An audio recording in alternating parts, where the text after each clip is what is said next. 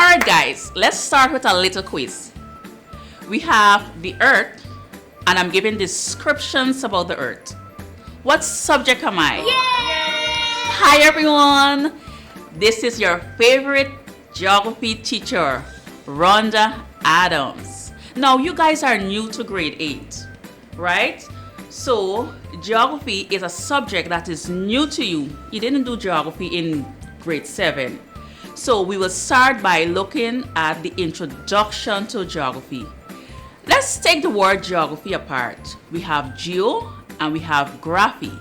Now geo derives from a Greek word which means the earth. Graphy also derived from a Greek word which means to write about something or to give a description about something.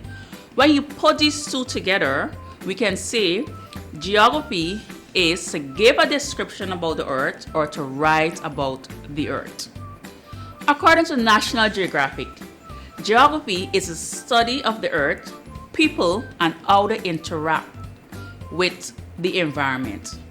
In our next lesson, we will focus on the branches and sub-branches of geography because you guys might not be aware of this. Geography is a very wide discipline.